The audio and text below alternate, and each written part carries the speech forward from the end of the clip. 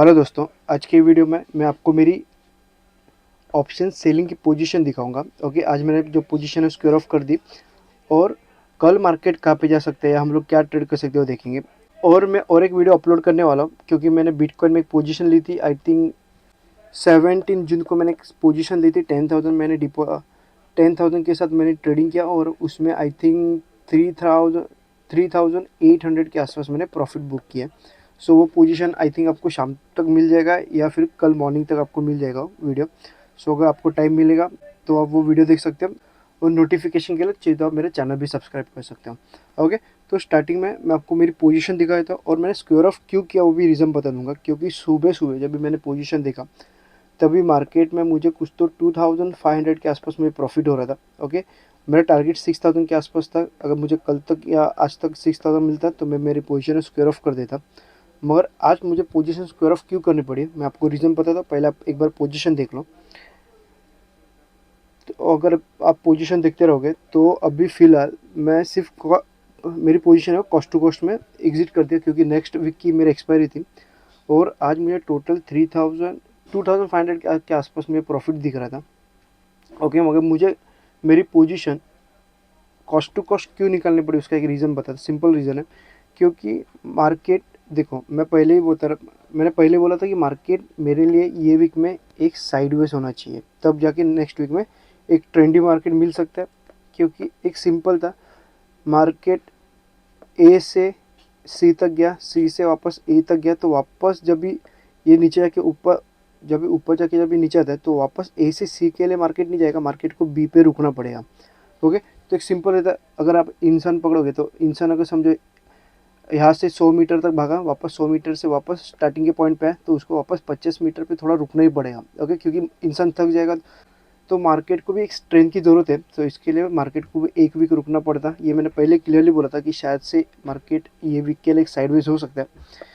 इसके लिए मैंने क्या किया, क्लियरली एक कॉल सेल किया, एक पुट सेल किया। ओके, मुझे क्लियरली मालूम था कि मार्केट बीच में कहाँ पे रुकेगा। इसका मतलब ये नहीं कि मैं ब्लाइंडली ट्रस्ट करके जो पोजीशन है विदाउट एडजस्टमेंट मैं वैसे ही रखूँ। ठीक है, तो मुझे एडजस्टमेंट तो करना ही पड़ेगा।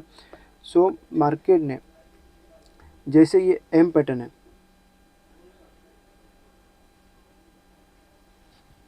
मार्केट यहाँ से नीचे है, एक यहाँ पे एम पैटर्न बना है और जैसे एम पैटर्न का ब्रेक हुआ, जो मेरे कॉल की मेरी जो पुट की पोजीशन थी, जो मैंने पुट सेल करके रखा था, वो पोजीशन स्क्वायर ऑफ कर दी। और आई थिंक हेजिंग का अगर लॉस वगैरह पकड़ के मुझे उसमें कुछ तो 1,200 का लॉस हो गया था। और ओवरऑल प्रॉफिट मुझे 2,300 के या 500 के आसपास मुझे प्रॉफिट दिख रहा था, क्योंकि कॉल के साइड मुझे एक अच्छा खासा प्रॉफिट हो रहा था। मैंने आई थिंक कौन से लेवल पे किया, हाँ, मैंने ये लेवल के आसपास कहाँ पे तो ऑप्शन सेलिंग किया था। सो उसकी वजह से यहाँ पे एक अच्छा खासा प्रॉफिट दिख रहा था, क्योंकि 3 दिन का भी डीके मिला था तो प्रॉफिट अच्छा खासा था।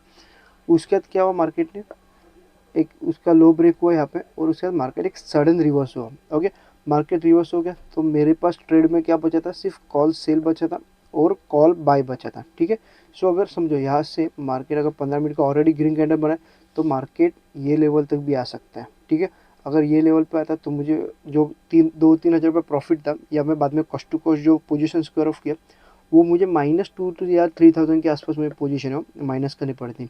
ठीक है, सो अननेसेसरी रिस्क लूँगा, उससे अच्छा मैं सोचा कि नहीं ठीक है, ऑलरेडी ये वीक मेरे लिए साइडवेज था, तो अगर ये वीक में अगर पैसा नहीं आएगा तो भी चलेगा, मगर जिस वीक अगर मार्केट ट्रेंडी होगा उस दिन हम लोग प्रॉफिट निकालेंगे। ठीक है, मगर जैसे ग्रीन कैंडल बना, हाई ब्रेक हुआ, मैंने मेरी जो कॉल सेल और कॉल बाइंग की जो पोजीशन थी वो भी स्क्वायर ऑफ कर दी और टोटल जो पोजीशन है कॉस्ट टू कॉस्ट में निकाल दी। ओके, और एक सिंपल रीज़न था, अगर आप यहाँ पे देखोगे तो यहाँ पे मार्केट ने एक डब्ल्यू पैटर्न भी बनाया था। ओके, सो जैसे मार्केट का अगर हाई ब्रेक हुआ, जैसे 15 मिनट का हाई ब्रेक हुआ, वैसे डब्ल्यू पैटर्न का भी ब्रेकआउट हो गया। सो जब भी डब्ल्यू पैटर्न, जो मेरा फेवरेट पैटर्न है डब्ल्यू पैटर्न और एक एम पैटर्न, ठीक है, सो जैसे डब्ल्यू पैटर्न का ब्रेकआउट हो जाएगा तो मार्केट एक यहाँ पे भी आ सकता था या इधर भी आ सकता था। ओके, सो अननेसेसरी ज़्यादा लॉस देने से अच्छा मैंने मेरी पोजीशन है स्क्वायर ऑफ कर दी। सो अगर मैं पोजीशन रखता तो क्या होता उसका भी मैं आपको जीरो दाम में दिखा दूंगा, मगर मैंने पोजीशन अभी फिलहाल तो कॉस्ट टू कॉस्ट में स्क्वायर ऑफ कर दी। कल मोस्टली मैं कुछ करूँगा नहीं, अगर मेरे रेंज में मिलेगा तो मैं शायद से एंट्री भी ले सकता हूँ, मगर डिपेंड करता है। मेरे लिए मार्केट अभी फ़िलहाल अभी साइडवेज ही है, कल भी मोस्टली कहाँ पे तो अगर ये लेवल ब्रेक नहीं होता तो मेरे लिए मार्केट कहाँ पे तो यहाँ पे साइडवेज में ख़त्म हो जाएगा, अगर गैप अप खुला तो। मैं पहले आपको मेरा स्टॉक मार्केट के अकाउंट पे लेके आता हूँ और उसके बाद मार्केट हम लोग एनालिसिस करेंगे। जो मैंने इसे ट्रायल के लिए किया था उसमें देखोगे तो टोटल मुझे एकदम सिंपल सेटअप था, तो उसमें मुझे टोटल 8,800 के आसपास प्रॉफिट मिला है। क्योंकि मैंने स्टार्टिंग में जब भी पहला ग्रीन कैंडल बना गैप डाउन के बाद, उसके बाद मैंने पुट साइड में एंट्री सिर्फ स्टॉक मार्केट के अकाउंट पे ली थी, जिसमें मुझे प्रॉफिट हुआ। मैं अभी आपको मेरी पोजीशन दिखा देता हूँ।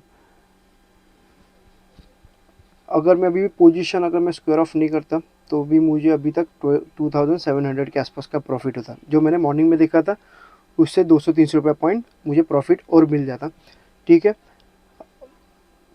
और अगर कल एक बड़ा गैप डाउन भी होता तो भी मुझे प्रॉफिट अच्छा मिलता, या एक गैप अप होता तो भी मेरा प्रॉफिट कम नहीं होता, क्योंकि ऑलरेडी मैंने 3 से 4 दिन मेरे पोजीशन में था।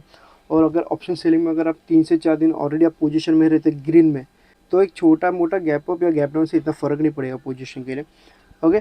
तो फिलहाल 3000 के आसपास प्रॉफिट था। कल तक अगर 6000 रुपये मिलता तो मैं मेरी पोजीशन स्क्वायर ऑफ कर देता, मगर मार्केट ने एक फेक ब्रेकआउट दिया, सो मुझे मेरी पोजीशन स्क्वायर ऑफ करनी पड़ी।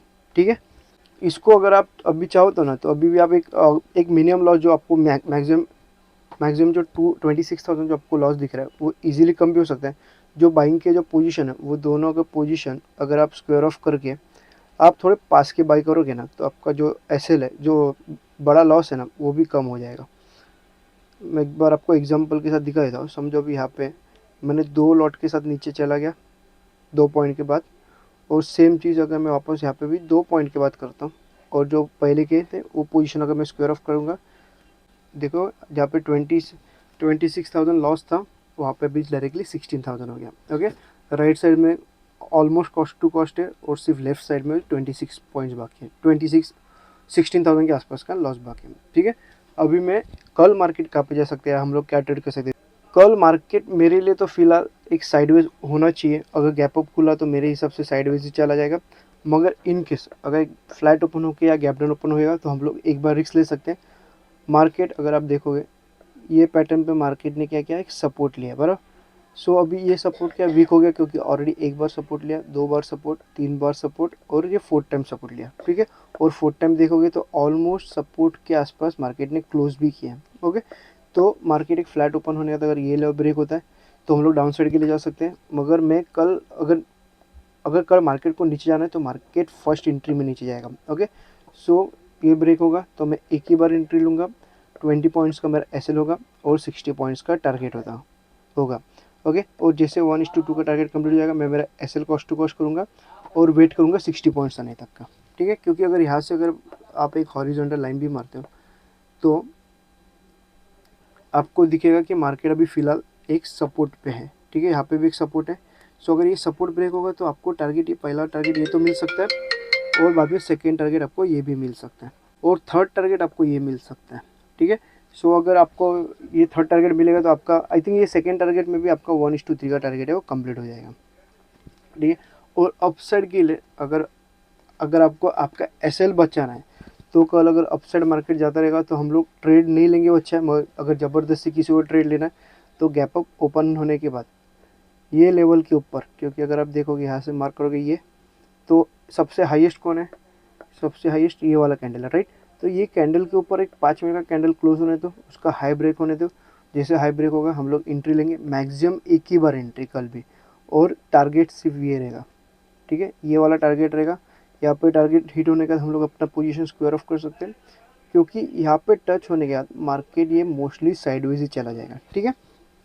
सो डिपेंड करता है आपकी पोजीशन साइजिंग पे, और आप अगर आप ऑप्शन बाइंग कर रहे हो तो मैक्सिमम टारगेट यहाँ पे लेके अपना पोजीशन स्क्वायर ऑफ कर सकते हैं, और ऑप्शन सेलिंग करो तो आप आपके अकॉर्डिंग भी कर सकते हो। ठीक है।